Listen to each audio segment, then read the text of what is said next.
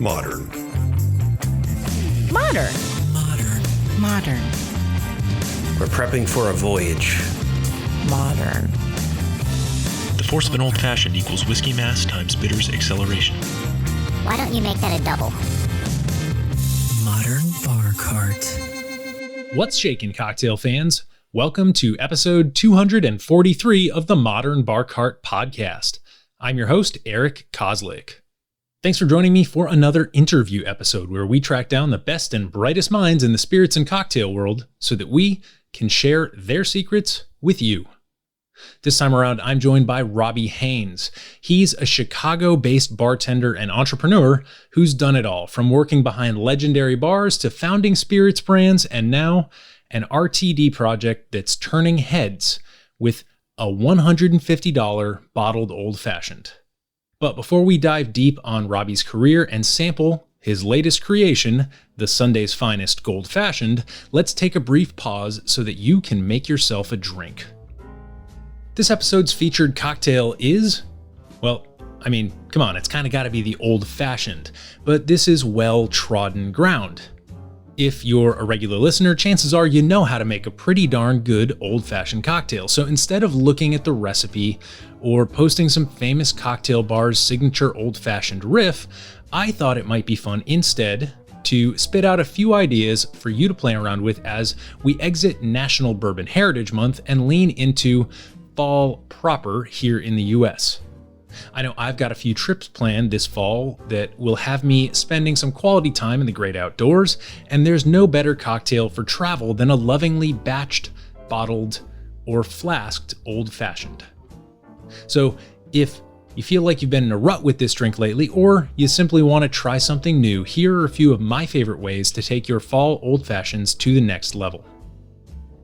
First, when it comes to spirits, I'd like to point out that fall is one of the most underrated times of year to enjoy brandy, whether it's produced from grapes or apples. Of course, we all think of brandy as a winter staple for punches and eggnogs and Alexanders, but think about it. Fall is when apples and grapes are being harvested, so why not lean into the seasonality while you can still soak up a little of the sunshine responsible for that fruit? On the grape side, you've got your classic brandies and cognacs, of course, but have you tried making an Armaniac Old-Fashioned? Armaniac has its own production rules and geographic designations that make it a fascinating spirit to explore, and I think the Old-Fashioned is one of the perfect formats for that. In the realm of apples, my favorite fall spirit is aged apple brandy, particularly Calvados from the Normandy region of France. But if you're not in the market for an imported product, you can always pick up a bottle of Laird's Applejack from the great state of New Jersey here in the US. Calvados and Applejack are going to have vastly different flavor profiles, but that's all the more reason to explore them in an old-fashioned. My last spirit-related suggestion is barrel-aged gin. This is a category that's not super crazy popular right now. It came and went, replaced by pink gin and pandemic RTDs, but there are still some lovely aged gins available, especially in the craft space. So don't be afraid, grab a bottle, and even though there's juniper in them thar hills, I'd contend that you can make an excellent autumn spiced old-fashioned using gin that has spent some time in wood. On the sweeteners and bitters front, autumn is also an excellent time to make custom syrups. Everybody's got pumpkin spice on the brain anyway, so why not make a cinnamon syrup or a nutty candied pecan syrup or even a freaking pumpkin syrup, man. Pumpkin seeds are delicious.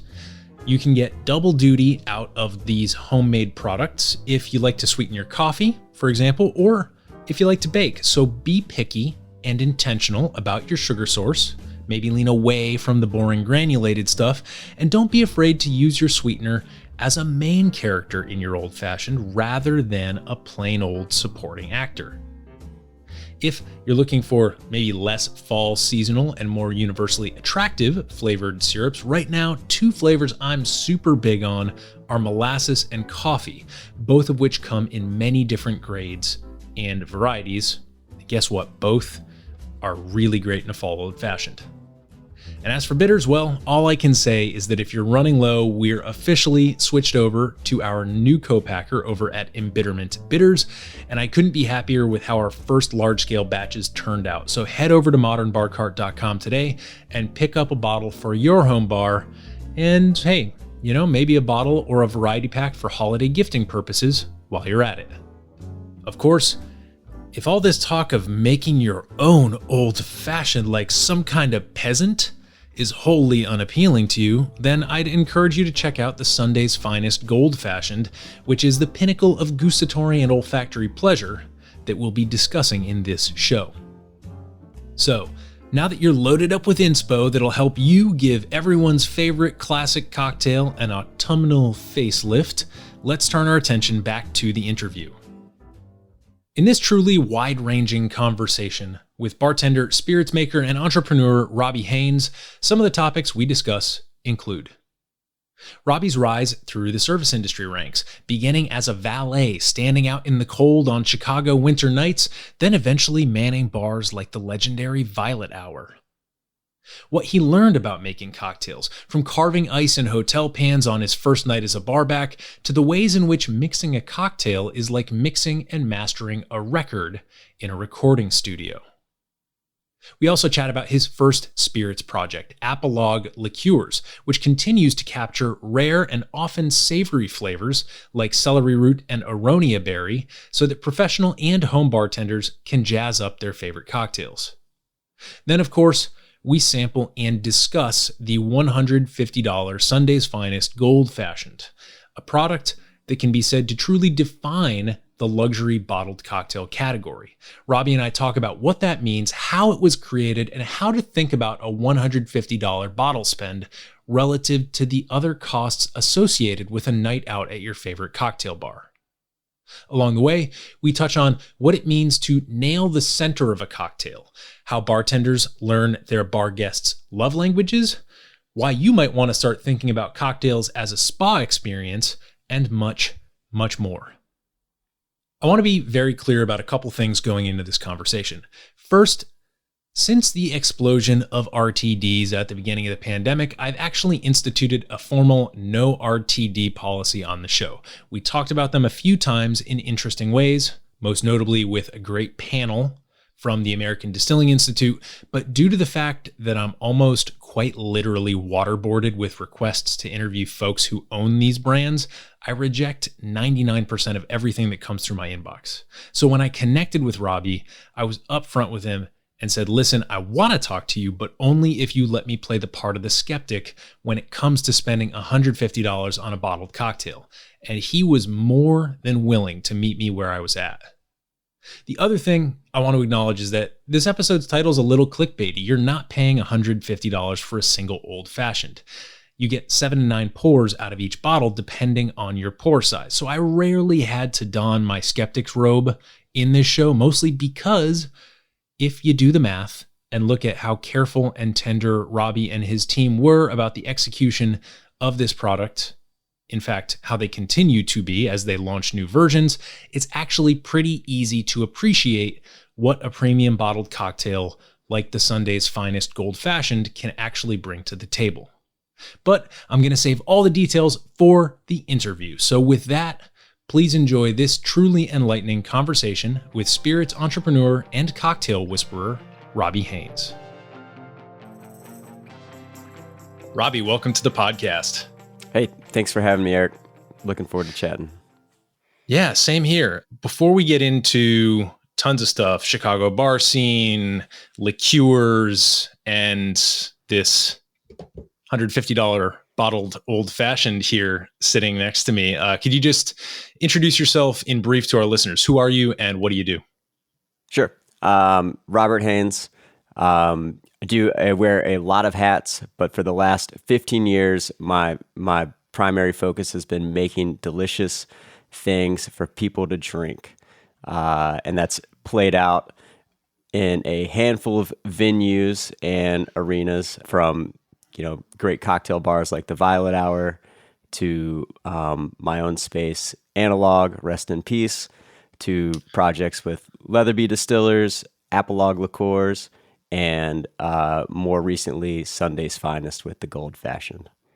Fantastic. Yeah. So it seems like you've kind of got the on-premise, off-premise product maker, product packager. I can't wait to dig into all that this packaging entailed. But I'd love if we could maybe just slow down and go through a few of those highlights in a little bit more detail before we get to the Old-Fashioned, because based on my research for this conversation, I think we're going to be able to pull out some important threads about your style and about kind of the knowledge base that you've built up over the years that allowed you to put this product on shelves. So could you just walk us through like your journey through the bar space first and foremost, and then we'll hop into apple liqueurs and all that entails? Sure. My path to the bar was windy. I had moved to Chicago when I was 21 to play music. And the first job I got, I was hired off the street as a valet. I don't even think they checked to see if I had a valid driver's license. Through that job, which I would not recommend to anyone, especially living in Chicago, I managed to meet a lot of people that, you know, in my eyes, were very fortunate to be working inside of an establishment in the dead of winter, and managed to connect with a few folks that were running bar programs. They would step out in the middle of the night to make sure I wasn't freezing to death and chat me up for a minute. And at that time, I was working at a nightclub called Sonotech in Chicago's West Town neighborhood. And the owners were in the process of opening up the Violet Hour. And a great guy, that was bartending there said, "Hey man, these guys are opening up a bar. You got to stop parking cars. Why don't you talk to them and see if you can come on as a bar back?" And I said, "Absolutely." And managed to, get my way in on the ground floor of the Violet Hour before they opened, and was there day one as a bar back. And I don't think I really had any idea how impactful and lasting that experience would be. I, was there when they were building the ice program from the ground up. Like day one, we walked in and they dumped a hotel pan of ice on an uncompleted bar top and gave us, a hammer and a pick and said, make chunks. And for the first, 6 months, a year, that's what I did every day, make ice. It still beat parking cars.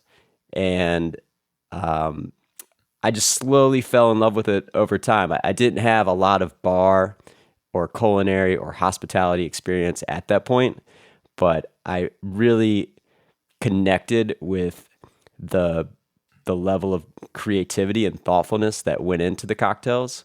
I saw a lot of parallels there between like making art and making music.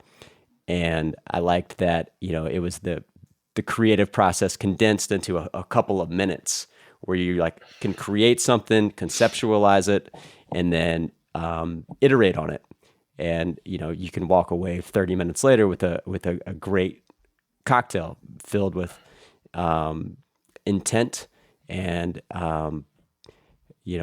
kind of create a narrative there. So I count myself just really fortunate to have been there at the beginning and had, been in a position to learn from a lot of people that at that time knew a lot more than I did about spirits and cocktails, notably like Toby Maloney, who was kind of the mastermind of that program. And I just tried to soak it all up, as best as I could. Yeah. The Violet Hour is one of those establishments that even when you are not from Chicago. It's a phrase that kind of mumbles its way out to other places where there are great things going on in the cocktail world. I'm fortunate enough to be in one of those places here in Washington, D.C.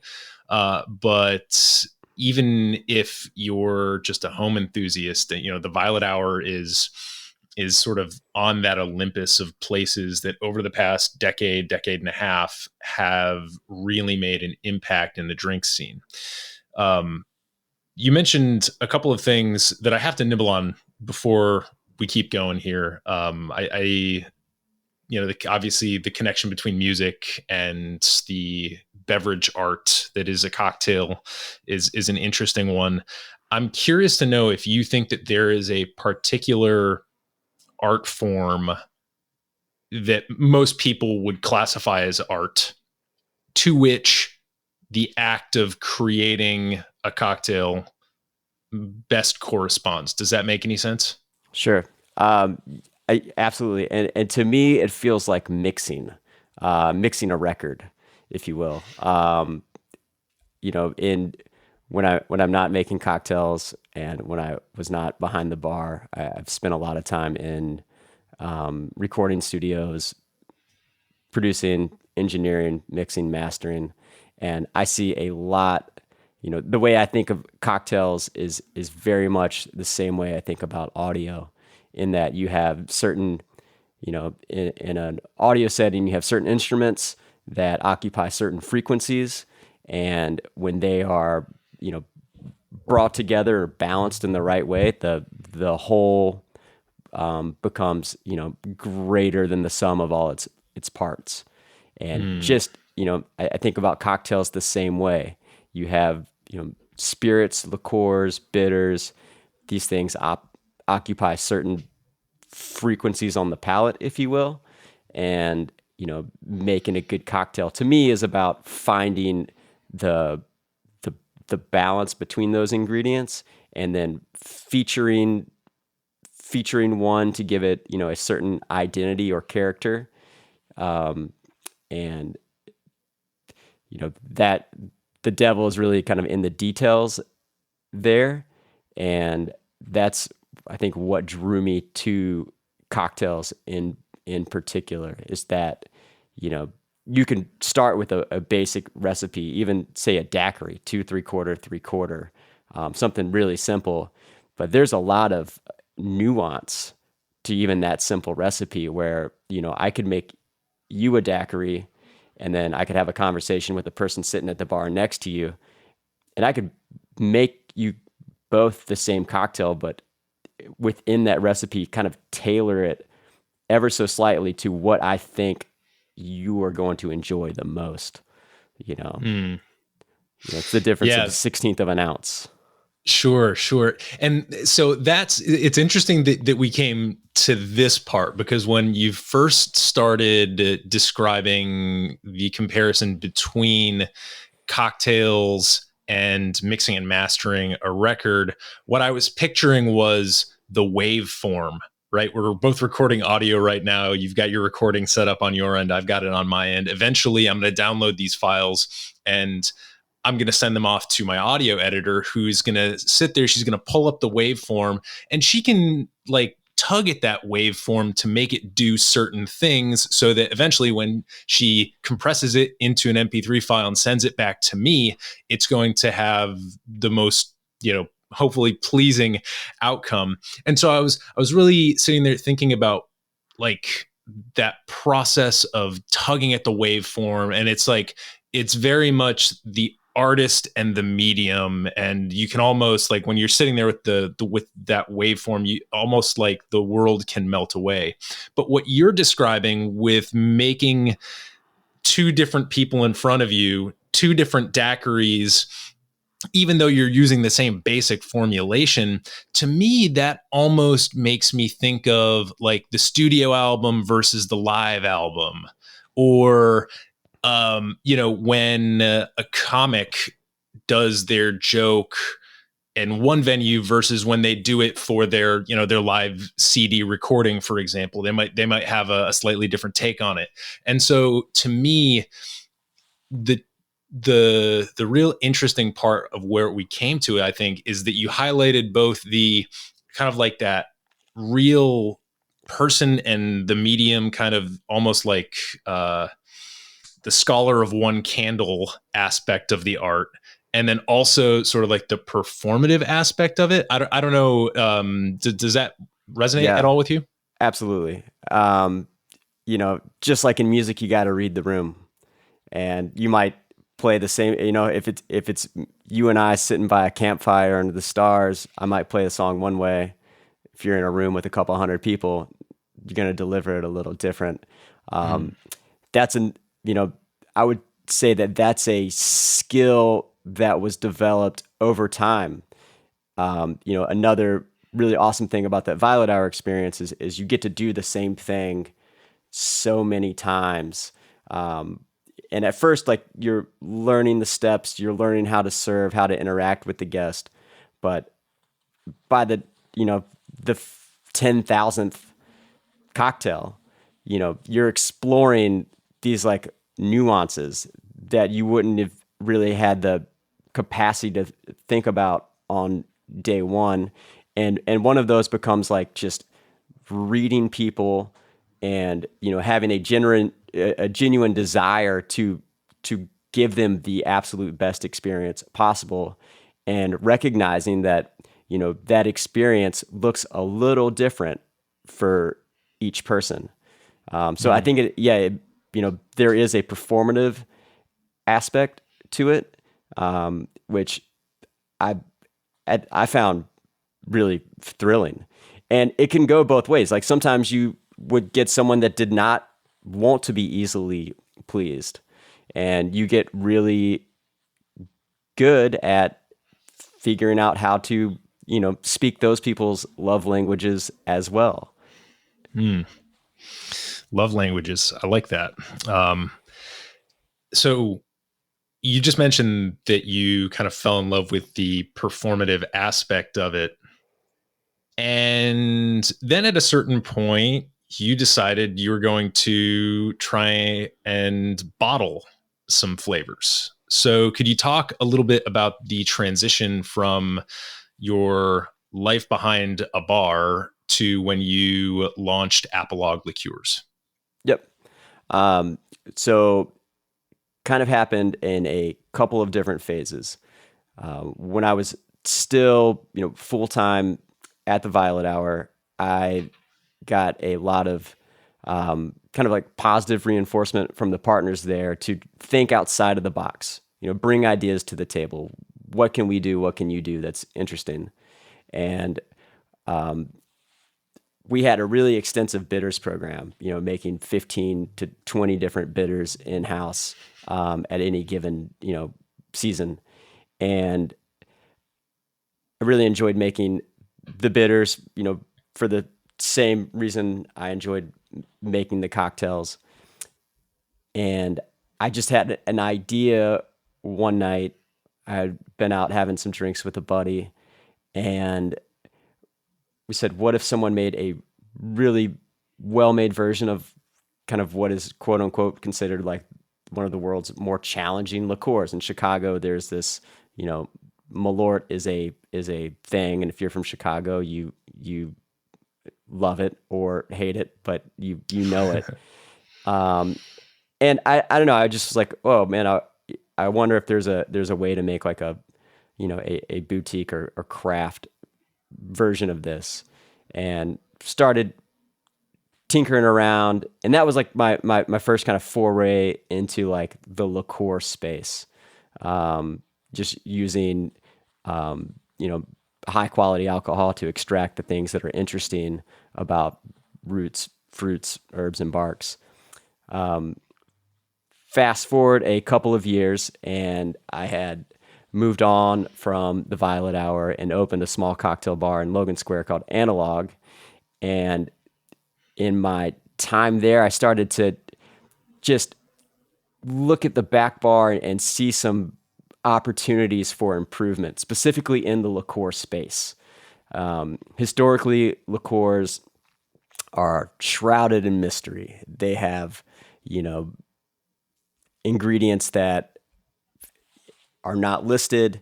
There's kind of these like obscure origin stories. And I love these products, things like, chartreuse, Fernet, more esoteric Amaro. And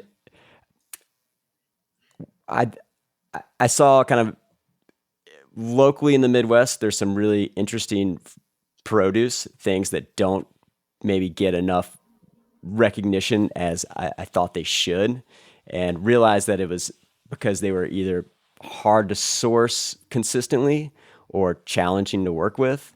And so kind of combining those two ideas, thought, what if we release a line of liqueurs that features more interesting regional ingredients, things like persimmon, aronia berry, celery root, pawpaw. Let's be really thoughtful about the sourcing, where they're coming from, work directly with the farmers to get the ingredients, and then let's put everything that's in the bottle on the back of the bottle. One, so there's like total transparency around the ingredients, but two, as a bartender, I'm always thinking about flavor affinities, what's going to pair well with certain ingredients, and having all the ingredients on the back of the bottle is just a springboard for creativity. If you're making a cocktail with apple aronia and wondering what I should pair it with or what I should garnish it with, you can look on the back of the bottle and see that, oh, this has lavender in it, or this has a little bit of orange peel. And just knowing what's in it can help inform those decisions. So, Apolog was ultimately designed to be a useful tool for bartenders to create, interesting riffs on cocktails. Yeah, I like that. And can you just tell us when roughly it was that you started playing with these ingredients like aronia, pawpaw, and also with the idea of transparency? When was that in space and time? Yep. I think we started working on it in late 2015 or early 2016 and launched at the end of 2016. And yeah, it all started with persimmon and aronia berry, just ingredients that had somehow gotten on our radar as, oh, these are like interesting. There's like enough name recognition around persimmon, but again, it's a fruit that some people are familiar with, most have heard of, but has like really great cocktail applicability. And same thing with aronia berry, and then they were also growing, in our figurative backyard. Yeah, 2015, 2016, this all sort of maps on because, when you were first getting into the bar scene and, you had your, I guess you might call it apprenticeship with the hotel pan, carving chunks of clear ice. That was at a time when cocktails, mixology, bartending more resembled alchemy than it did science. And that's fair. I mean, chartreuse, Fernet, like all these mystical ingredients, it's possible to work with them and think about them in the mixing glass or in the shaker tins like an alchemist considers, the transformative process that they're trying to achieve. But as we progressed further, right around that time, what are some other things that happen? Suddenly Bruichladdich pops up and starts, doing interesting things with transparency around PPM and sourcing and all that. And some of these ideas were just beginning to percolate up at the same time that you were launching Apolog. And so I think I just wanted to make that observation because the reason why I like to do this backstory with folks like yourself who have a lot of different touch points in the spirits and cocktail space is because over time, as people listen, they can sort of develop their own understanding of how things progressed, even if they weren't there to experience it. And I think that in the spirits and cocktail space, that's a useful thing to have in your back pocket. Again, even if you weren't necessarily in a major cocktail market when those things were going on. So the other kind of question that I have for you, since we're talking about a bar called Analog and a spirits project called Apolog, is that's very rhymey. Is there any connection there? None.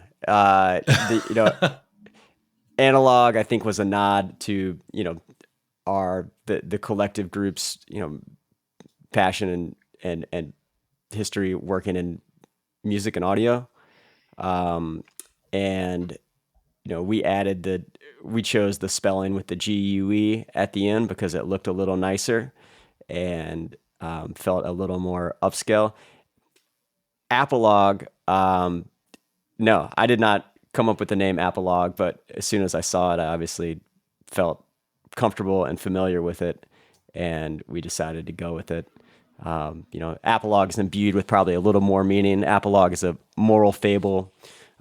Traditionally, it features, an animal as the protagonist or spirit guide, and oftentimes it's a fox. And that's kind of the foundation that we kind of built the Apolog brand on. And, with Apolog, I think we are trying to tell a kind of a purposeful, meaningful tale, with our business, the way we run it, and also with our product.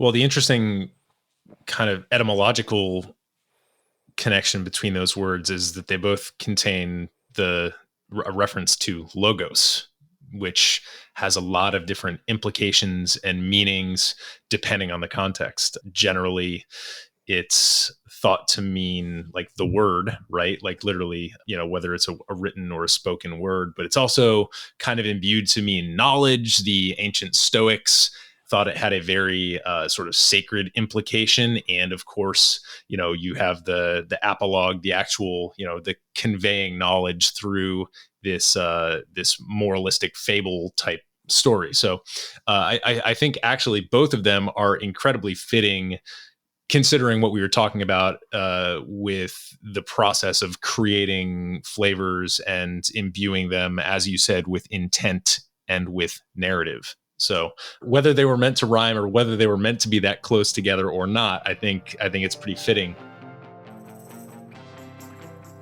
This episode is brought to you by Near Country Provisions.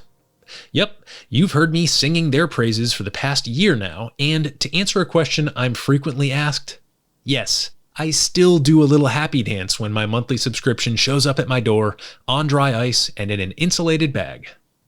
I want to highlight a couple aspects of Near Country that normally take the backseat to their meat quality and their impeccable local sourcing, those being affordability and customization.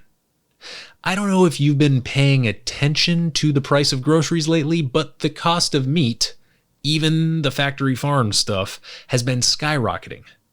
But because Near Country keeps things local to the Mid-Atlantic, your meat doesn't have to travel far, and it doesn't change hands half a dozen times before it hits shelves, meaning you don't have to pay for all those markups from middlemen. Every time I do a price comparison between Near Country and the grocery store, I'm blown away by the quality that I'm getting relative to the cost. And when it comes to flexibility, I've never worked with a subscription service where I have so much control. Let's say, for example, that you've got something against pork chops. Every month, Adam and his team send around a survey that allows you to say, hey, I don't want pork chops this month. Or, I don't want pork chops ever again. Or, a more reasonable request, I'd love it if you could include pork chops in my delivery every month. Preferences change, diets change, and special requests and cuts are always on your mind at certain times of the year, and Near Country gets that. They bend over backwards to help meet your changing needs. Head over to nearcountry.com and enter the code BARCART, all one word, that's BARCART, when you sign up for your subscription to receive 2 free pounds of bacon or ground beef in your first delivery. And believe me, you'll be glad that you did. Now back to the show. Do you have a thing for savory tastes and flavors? I enjoy them. I have a thing for bitter. I love bitter things. And I feel like savory is bitter's kissing cousin. Apolog makes a celery root liqueur, and that was born out of a single person's random dealer's choice bar order. When we were working on Apolog and we had dialed in the Aronia and persimmon liqueurs, I had picked up some shifts at a great neighborhood bar in Chicago called the Charleston. Awesome spot to hang out and have a drink, but not nearly like the back bar and ingredient resources that a place like Violet Hour would have, but still like known for making great cocktails. And a young woman came in shortly after we opened on a Friday and ordered a cocktail that was both refreshing and savory, and very cool drink order. And I turned around, looked at the back bar, and, obviously we had chartreuse. There were a couple of Amaro, but that just got kind of my gears turning that maybe there was an opportunity for a liqueur that was herbaceous and savory. And celery root is an ingredient that I've always thought was cool. It's earthy, it's mild, it's kind of nutty, and it takes really well to other spices and herbs. And so, sourced some celery root, sliced it on a deli slicer, and started macerating that with some other herbs, tarragon, summer savory, fennel, dill, anise, and it turned out pretty delightful.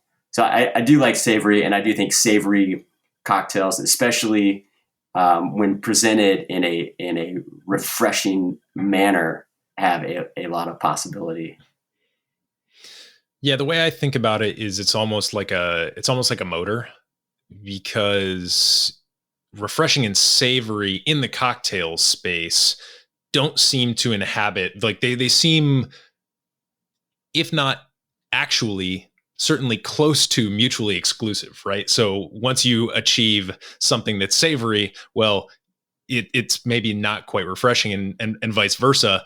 And when I think about that combination, when you think about like, I just got the savory and then the refreshing just kind of went out the window, it's almost like two electromagnets turning one on another, and it creates this sense of momentum or potential energy for what's going on in the glass. And one of the ways that I found really useful to talk about stuff like that is my friend Paul McDonald from Philadelphia refers to it as a nonlinear flavor experience. So something that's not just straightforward, like, sweet, like a old-fashioned, which we'll talk about some of the interesting things you're doing there, but like the classic sweet, boozy, a little bitter, like that's a script that we all know and love. But when you get into some of those more kind of maybe not clashy, but difficult to achieve balances, then I think you've got some of that potential energy in there. So I think this puts us in a good space to start talking about what happens when a pandemic hits and suddenly bottled cocktails become more on people's mind. So what made you transition from a single stream ingredient like a liqueur or a bitter to something that was a complete product in a box? Yep. So pandemic was an eye-opener for us, like probably most small businesses. Apolog was very much geared towards on-premise cocktail bars and restaurants. And when those all closed over the course of a couple days in March 2020, we thought it was time to diversify, partly out of survival. And the Old-Fashioned was not our first foray into the RTD space, We partnered with a local restaurant group called One Off Hospitality to release their Big Star Margarita as a canned cocktail. That was an eye opener for us. It was available, Whole Foods, Benny's, Foxtrots, all the great retailers in Chicago. And it went really well. We saw that people, though people weren't going out to bars and restaurants, people were really looking for opportunities to gather in small groups, whether it's in folks' backyards, barbecues, and even as the pandemic kind of wore on, I think people got a little more comfortable congregating inside. So that just kind of got our eyes on the RTD space. Throughout that process of developing that, I tasted every single RTD I could find. And similar to the liqueur space, what I liked about that, I saw something similar in the RTD space in that there was a lot of room for improvement. And while a lot of brands were competing to, margaritas, seltzers, these kind of like summer crushers, if you will. Oh man. Yeah. we kind of said, all right, well, there's so much money and eyes on that part of the segment.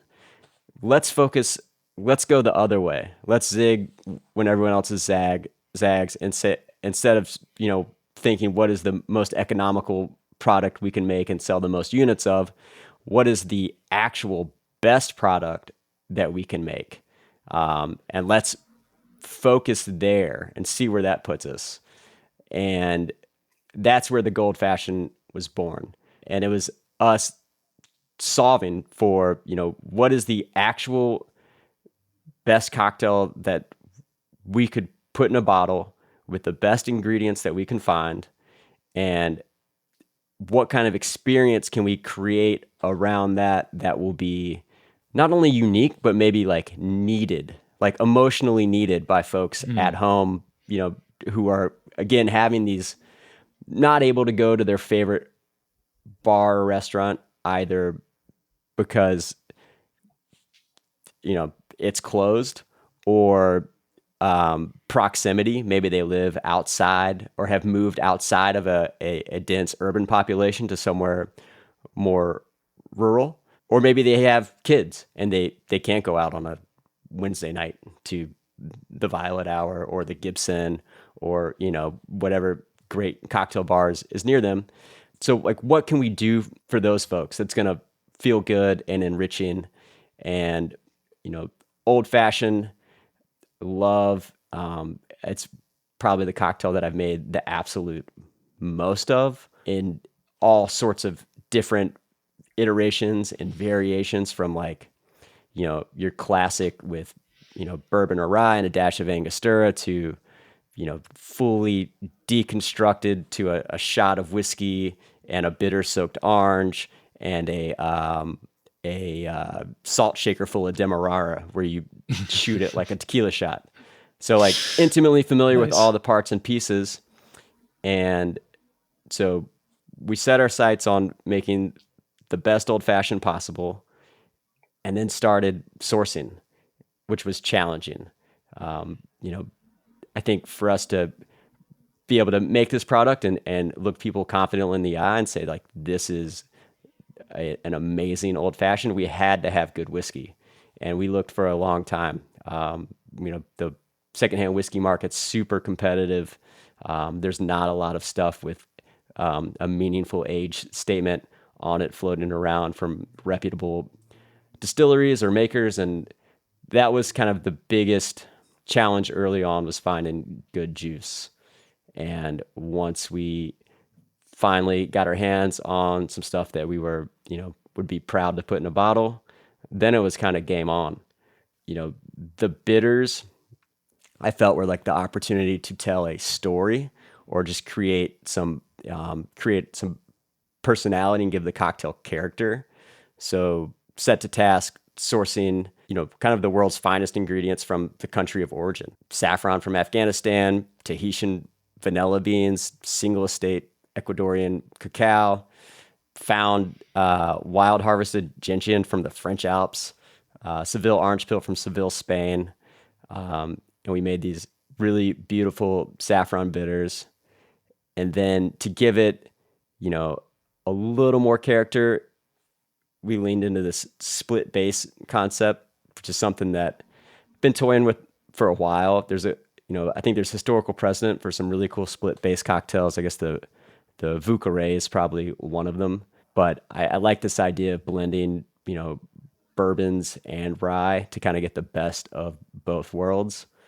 And so we have like a punchy, now 6-year bourbon, 6-year rye, and then a 9-year bourbon and a 15-year bourbon. So like the blend of those three, I think, makes for like a really compelling base that does what none of those would do on its own. And then started making it, and we're kind of scratching our heads. We're like, this is not, for us to do this, it has to be as good or better than the cocktail you would get at your, the best craft cocktail bar in the closest major city.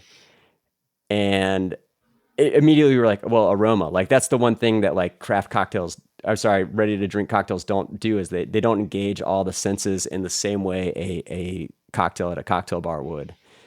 And that unlocked kind of the next level. We were able to work with someone to create an orange zest atomizer that folks could, then pour this old-fashioned over ice, zest it with the orange zest atomizer, and now you have something that is organoleptic. Like you smell it before you taste it. You get the aroma of like bright, fresh citrus, and then the cocktail itself complements that, and it becomes like a full, like immersive cocktail experience. And so I don't know. I think the sourcing, the ingredients themselves set it apart, and then the ability to kind of engage like an olfactory response is no one else is doing that yet.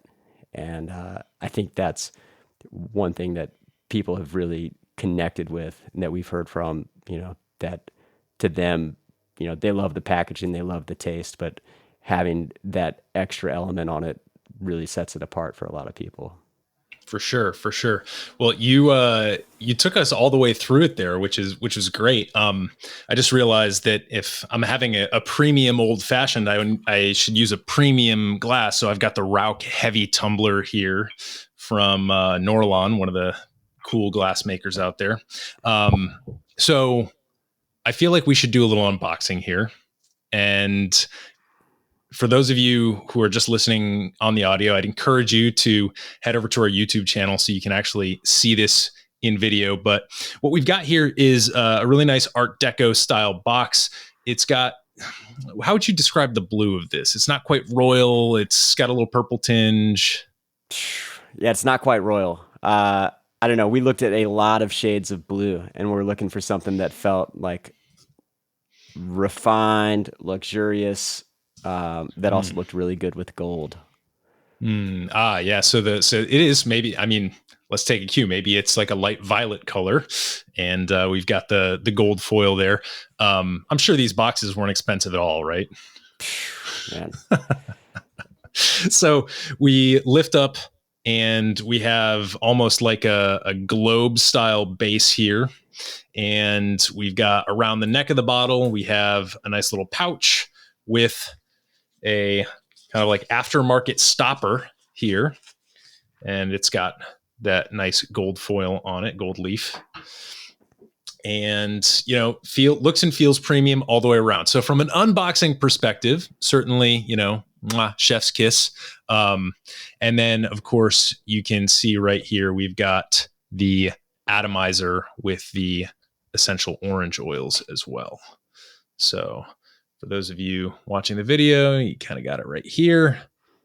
And yeah, wow, I'm sure these weren't annoying to label either. Nah, 5,000 of them, good times. Right. So I'm gonna give it a pour. We'll do our organoleptic nosing and tasting.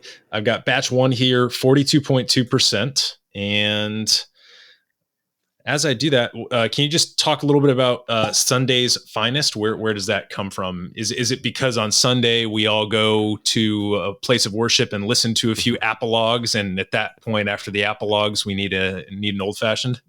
Yeah. So Sunday's Finest, interesting. So we were working on names for the brand, and historically, I do not drink at home, almost never, just because my day-to-day involves, being around cocktails and booze, and I was bartending. And so it was very rare that I would have a cocktail at home. And during the pandemic, it became a real like joy and treat to, celebrate the end of another weird, dark week where the world is just like crazy. I feel like there was so much stuff going on at the time that we were like developing this. And so whenever I made it to Sunday, I would be like, all right, I'm having a cocktail. So Sundays kind of became like significant to me for that. And then I also like the connotation that Sunday's Finest is like the good stuff. It's like if you're going out, and you put on like your nice shirt, your nice shoes, and you got on your Sunday's Finest, and it just felt really appropriate for this type of cocktail. Yeah, I like it. It's a really tight brand. It's obviously just beautiful, as I mentioned, unboxing from start to finish. And I think that's important too, because, going back to the initial impulse, which was to zag when everybody else zigged, and to make something that is as, what we might refer to as premium as you can, you have to hit those notes, because if you don't, it falls flat. It's easier to compare with everything else that's out there. So, I mean, let's get real here. The real litmus test for this is going to be this orange essential oil here. So I'm going to try and execute it without getting it all over my camera lens, but I'm going to try and do it by the camera lens so that we actually get a little shot here. Bam! Look at that. There you go. I like it. One pump to prime, and then it's ready to go. So, and you're right. I mean, like totally different drink. As soon as the essential oils hit it, it's as if someone had just lovingly expressed an orange peel over the top. Yeah. So let's taste here. And the rye immediately hits. You've got a little bit of earthiness, and you don't lose the kind of the fruitier notes from the bourbon. Those are there. Man, if I was just sipping that sans sugar and sans essential oils, it would be a perfectly lovely experience on its own. Yeah, the bourbon blend on its own is pretty great. I set a little bit aside of that. So when we were corresponding via email, I had to kind of come clean with you and say, listen, I'm not a huge RTD fan when it comes to the podcast, because we're inundated with hard seltzer and, all of the other RTD projects that have been crawling out of the woodwork these days. So I've pretty much had to make a blanket policy against featuring it. But I said, hey, if you're okay with me playing the devil's advocate, or being the skeptic in this context, and saying, really, $150 for a bottled cocktail? I kind of mentioned that that's the approach that I was going to be taking here.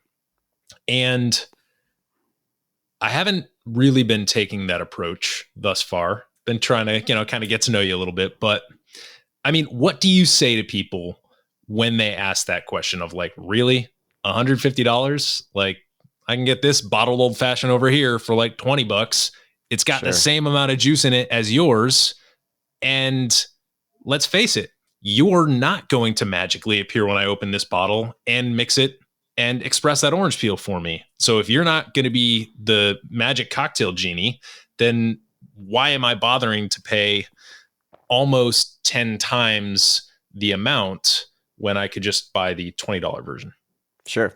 Great question. And I think there's a few points. One, the less sexy is just kind of like the general kind of economic breakdown, right? So you're getting 10 to 12 full strength cocktails per bottle. If you go to a great cocktail bar and you say, give me your old fashioned, everyone's going to have a house old fashioned. That old fashioned is probably going to cost you, depending on where you are, $14 to $18. Maybe more expensive in New York. That cocktail is probably not going to have 9-year or 15-year bourbon in it. Unlikely. So there's that. There's also the bitters. Again, like saffron is the world's most expensive spice. And we spared no expense in bringing kind of the world's best ingredients together, blending them thoughtfully, tasting them, adjusting, taste, tweak, really trying to nail the quote unquote like center of this cocktail. And I guess another thing that I've been thinking about recently is there's also like, if you go to a cocktail bar, right, and you're paying X dollars for cocktails, there's a lot of other hidden costs. You got to get there. You got to take an Uber back. You got to sit at the bar. You got to wait for your cocktail, 15 minutes, maybe 20 minutes. You're probably going to have another drink. You might have to order food. This stuff is all great. Like, I love doing that stuff. But I think there's also like it's hard to put a number on like what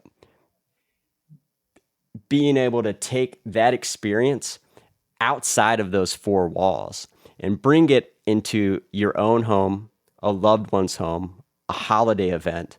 Now you can have that experience when and where you want and with whom you want. And that to me is kind of like, as I get a little relatively older, I have a child, I don't get to go out much, being able to have this kind of quality cocktail bar experience in the comfort of my home or like at my convenience when I can, to me is like kind of invaluable. And that's what we've heard from a lot of folks. Like, we try to talk to as many people as possible that ordered batch one. And, the story is pretty similar for a lot of folks. Is like, I used to love to go out, and when I had this at home, like, it totally took me and my partner back, and we were able to have this like really amazing, like first class hospitality style experience, which is something that we have just been, missing, and we were able to do it and at home. I think it shakes out. And then I think also, people taste it, and, the feedback is kind of overwhelmingly positive. It's a damn fine old fashioned. That is 100% accurate. One of the things that I'm tracing through our conversation here is that it seems like no matter where you are in the spirits and cocktail space, that you eventually find yourself engaged in a problem solving, or almost like you might call it like a mashup between a puzzle and an art project of trying to make people feel good. And I know that is a very generic and blunt way to phrase it, but I mean, earlier you were talking about love languages, and then you were talking, about when the pandemic hit, trying to create products that were emotional or experiences that were emotionally needed, right? These are the these are phrases and words from someone who isn't just a flavor technician, but who's engaged in a slightly more interpersonal project. I don't know. To me, I don't know if you have any thoughts on that, but to me, it seems like that's your specific brand of hospitality almost that I'm kind of pulling out of this. Yeah, I think that cocktails are unique in a couple of ways. You know, drinking at large can go a lot of different ways, right? You know, there's a big difference between, you know, taking shots of tequila and drinking High Life or having a White Claw at the lake or the beach. You know, all things that are great, and I have done and have enjoyed them. But like a cocktail, I feel like a good cocktail can do a few things. One, if you're enjoying it by yourself and it's well made, like it's almost like going to a spa. Like if you've had a long day, you know, good or bad, maybe you're celebrating, or maybe it's just been like a rough day or week. Having a really well-made cocktail can make you feel cared for. It allows you to not disassociate, but it can be a bit of an excursion. It can be like transformative. It can take you somewhere. And a cocktail can also tell a story. Like the ingredients in the bitters, the spirits used, the liqueurs, like you can create a sense of time and place. So I think a cocktail can do that for just one person, and that can be like a really valuable experience. Lately, I found cocktails as a great way to have to connect with someone, whether it's your partner, whether it's a buddy, whether it's a family member. You know, sharing a cocktail with someone kind of cues up these like memorable and meaningful experiences. And the cocktail kind of becomes a vehicle for that. It gives you something to talk about. It gives you guys both something to enjoy. And then if it's hitting in all the right spots, then you can kind of like focus on each other and connect. And it just becomes like this like beautiful backdrop to whatever it is you're doing. So I think there's like there's a beauty and power to a cocktail shared amongst folks that I haven't found with a lot of other things, you know. And yeah, if you have 10 or 12 cocktails, yes, you might have a notable night, but might not remember it. But I feel like a couple of cocktails is really nice from time to time, and you know, it makes the time in between a little easier too. Sure. And I mean, ultimately, what I'm glad we were able to do here is to move past the sticker shock that I first experienced when you popped into my inbox and said, "Hey, can we chat?" And I think for me, what you just described, all of those, what we might call tangible intangibles, right? They're intangible things like context and connection and transformation, care. Those are intangibles, but what's kind of evoking them is the very tangible ingredients in this bottle. So I think that it makes sense.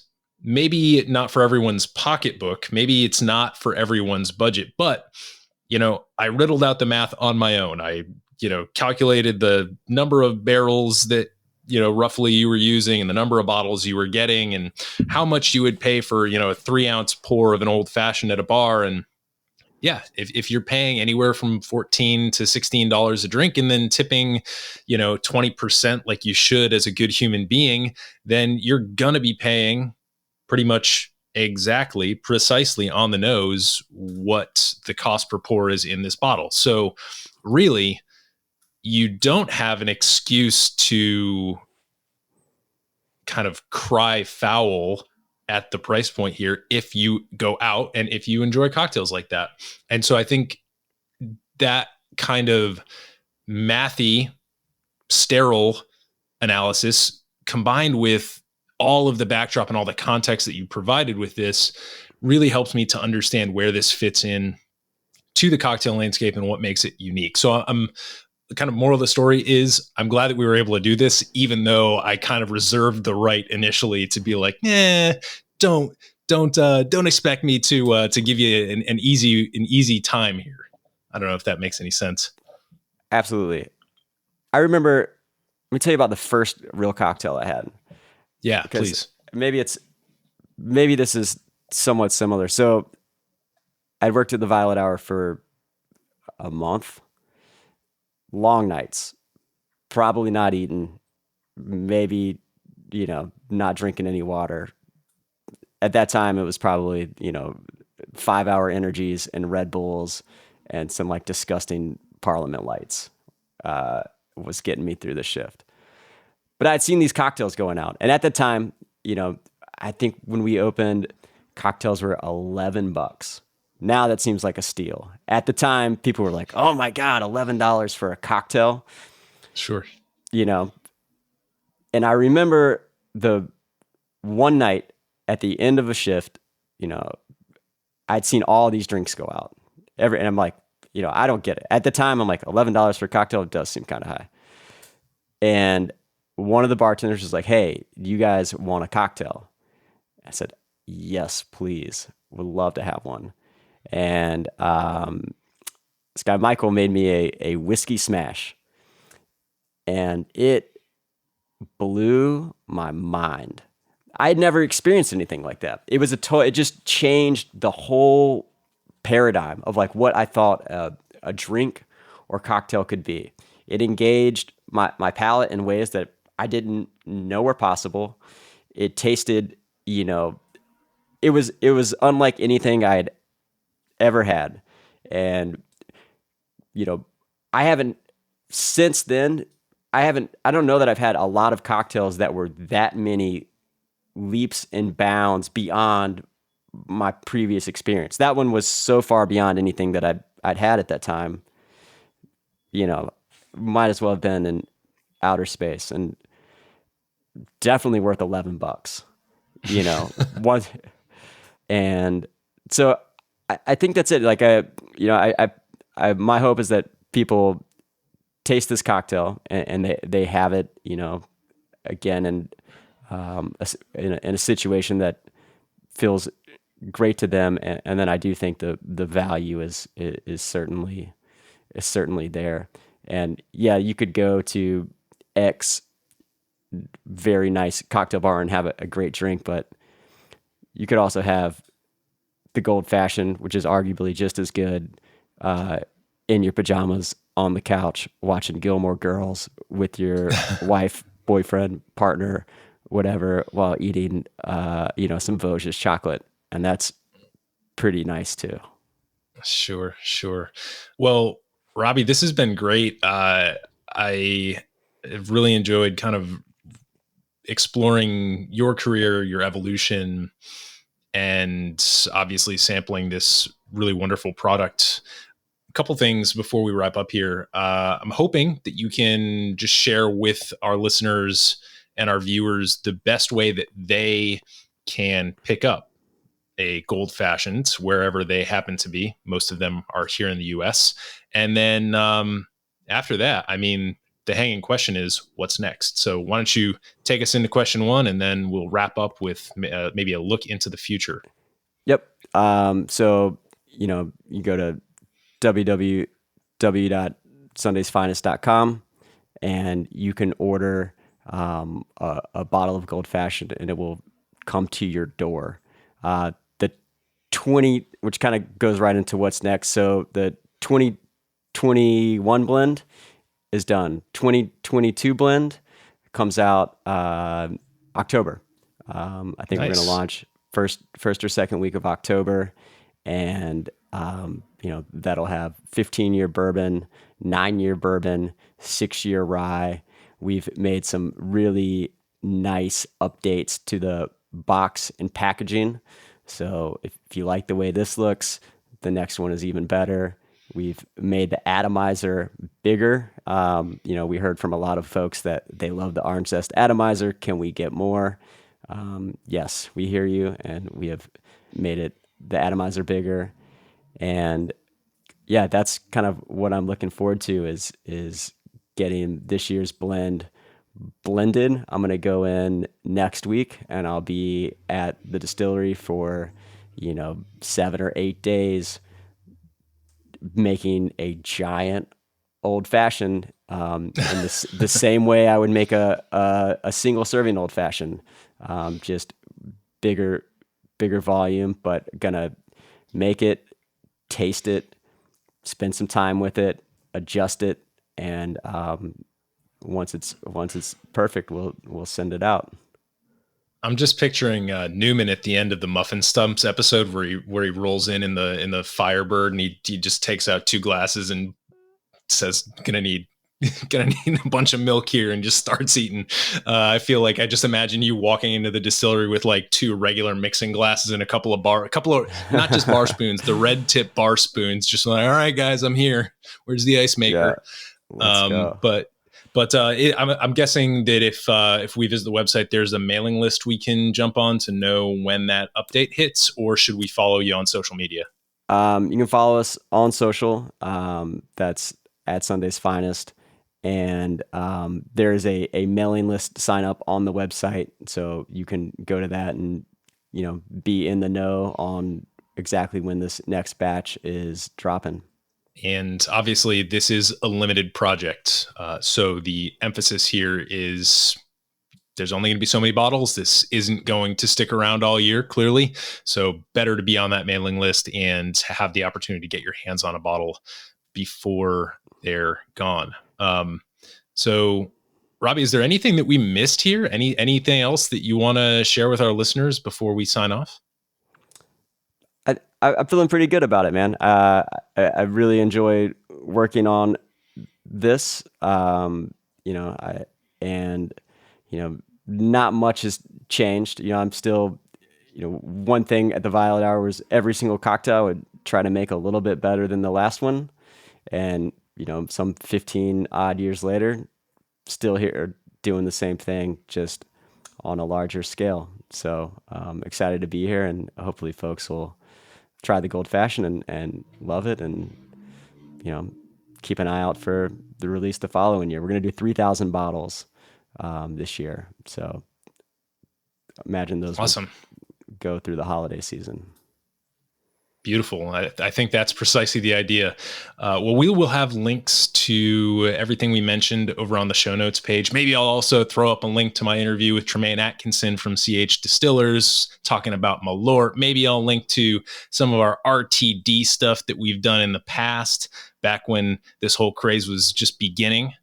But you can find that over at modernbarcart.com/podcast. And Robby, man, thank you for giving me the opportunity to sample the Gold Fashioned. And most importantly, thanks for being a guest here on the Modern BARCART podcast. Thanks for having me.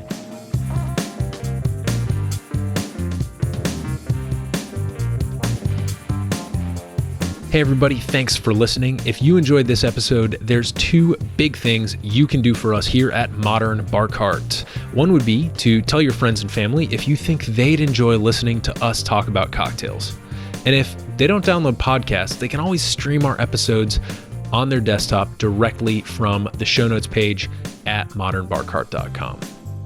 The other thing you can do to help would be to head on over to iTunes or wherever you download your podcasts and leave us a review. 5 stars are great, but we're more interested in your feedback. And the beauty is, the more reviews we have, the easier it will be for other folks out there to learn about our show. We're trying to start a cocktail revolution here, and by spreading the word, you're helping us fight the good fight. You can always reach us by emailing podcast@modernbarcart.com if you're looking for cocktail or bartending advice, or if you're a pro who would like to pull up a mic and be interviewed for all to hear. Also, definitely follow us on Instagram and Facebook at Modern BARCART for cocktail porn, recipes, and entertaining tips. And keep an eye out for new product releases and special offers, which are happening all the time. We love our listeners, and we really enjoy giving you exclusive discounts and sneak peeks at our latest and greatest cocktail projects. This episode may be over, but for you, the mixological fun and adventures are just beginning, so remember, folks, drink responsibly and experiment boldly.